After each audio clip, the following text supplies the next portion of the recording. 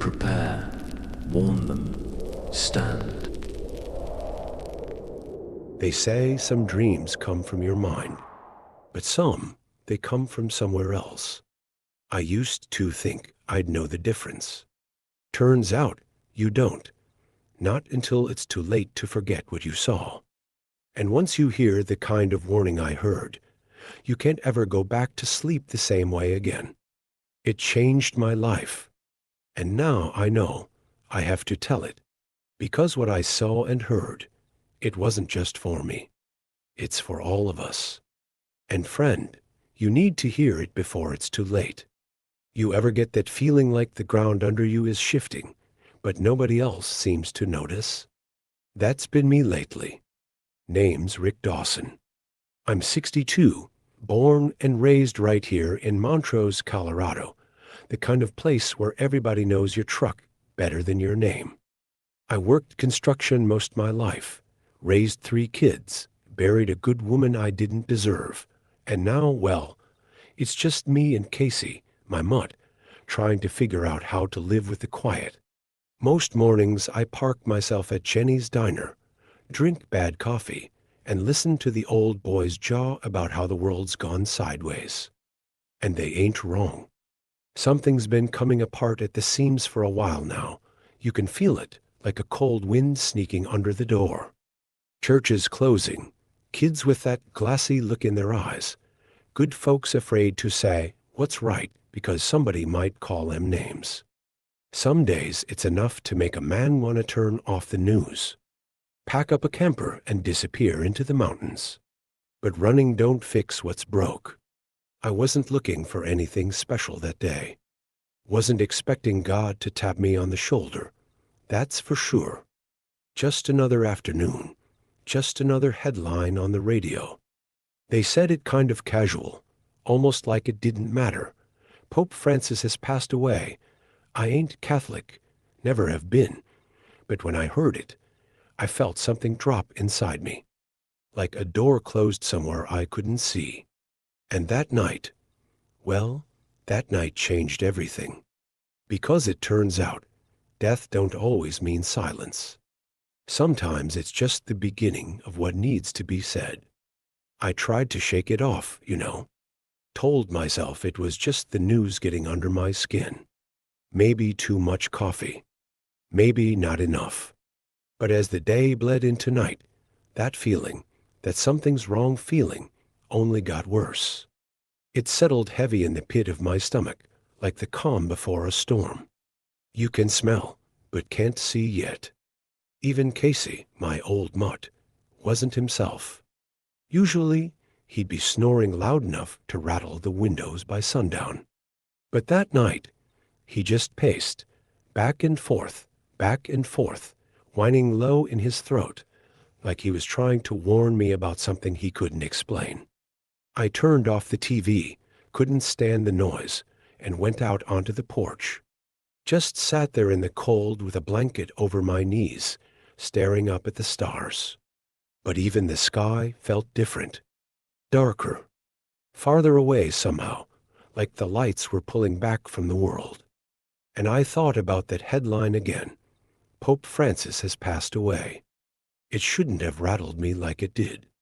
But deep down, something told me it wasn't just a man who left this world. It was a shift, a changing of something bigger. And whatever it was already on its way. I must have sat out there for an hour, heart beating loud in my ears, waiting for something I couldn't name. Finally, I dragged myself inside, left the hallway light on, and laid down in bed with my boots still on. But sleep didn't come easy. It wasn't the kind where you drift off slow and easy. No, it felt more like being pulled. Like something reached into that quiet little bedroom of mine and yanked me out of everything I thought was real. And that's when the real story begins. I didn't drift off like normal that night. It felt more like falling, fast and heavy, through darkness that had weight to it. When I landed, it wasn't soft. The ground was cracked and smoking under my boots, and ash was falling like black snow. The sky above me was torn wide open. No stars. Just a deep brokenness you could feel in your bones. I knew right then, this wasn't just a dream. Through the smoke, a figure moved toward me. Steady. Sure. When he stepped into the light, I knew him. Pope Francis. But not the frail man I'd seen on TV. He was strong, his robe white but smeared with ash, his eyes full of sorrow. He didn't speak right away. He just looked at me, like he could see straight through to everything I'd ever hidden. Then he lifted one hand and said, plain and clear, "The false peace is near. Many will be swept away. You must stand where others fall." The words hit me like a hammer. I dropped to my knees, the smoke thick around me, the ground shaking harder. And before I could even catch my breath, the earth started to crack wide open, and a light so fierce it burned began pouring through. That's when I knew this was no ordinary warning. This was a call, and there was no going back. The ground was splitting wide open under me, light poured through the cracks. So bright, so fierce. I had to shield my face, but even through the light, I could see flashes like scenes layered over the broken earth. I saw leaders shaking hands, smiling for cameras, but behind them, their shadows stretched into wolves. I saw churches, once full of life, turned cold and hollow, lights flashing, people clapping. But the spirit was gone, truth traded for comfort. I saw crowds cheering lies because fighting for truth just felt too hard, and somewhere behind it all, something darker moved, pulling the strings. Then I heard the voice again, not from the man standing before me, but from the light itself, Pope Francis' voice, stronger than any thunder. "The time will come when comfort will be sold as truth. Many will follow the easy path, believing they serve God.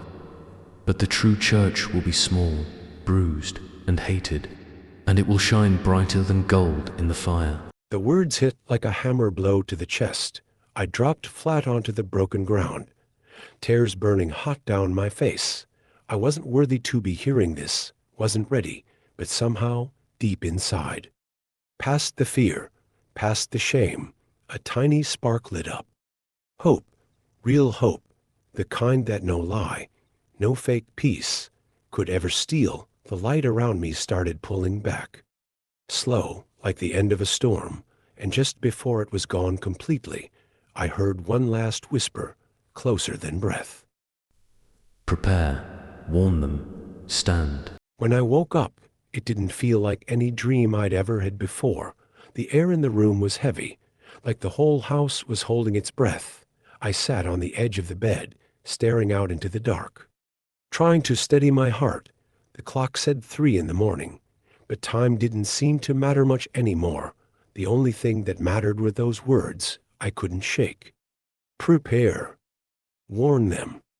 Stand. For a while, I just sat there, listening to the old wood creak under me, trying to make sense of it all. Part of me wanted to forget it, to chalk it up to bad coffee and a long day, but deep down, I knew better. This wasn't about bad dreams or old bones. It was a warning, and it was meant for me. The meaning started to settle heavy on my chest.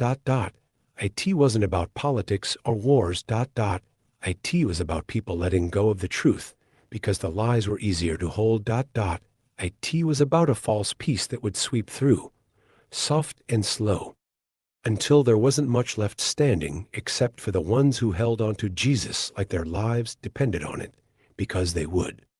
I thought about how folks might laugh if I opened my mouth, how easy it would be to keep quiet, mind my own business, but I knew that wasn't an option anymore.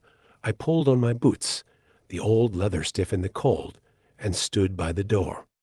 Looking out into the dark, the night felt deep and endless, but somewhere beyond it, I knew the morning would come. I bowed my head, rough voice barely more than a whisper, "Help me, Lord. I'll stand." I told my friends first, the ones I sit with every morning at the diner. jawing about weather and football and old trucks, told them what I saw, plain and simple. Some laughed, some got real quiet. One or two looked at me like they wanted to believe me, but didn't know how it hurt. Sure, but I couldn't blame them. It's hard to believe the ground's giving way when you're still standing on it. That Sunday, I stood up at church and told everybody there too, told them about the dream, told them about the false peace rolling in like a thick fog, told them how easy it's going to be to get swept away if we're not planted deep in the truth. Some listened, some didn't. That's the way it goes. And now, I'm telling you, because it's not just important anymore. It's life and death.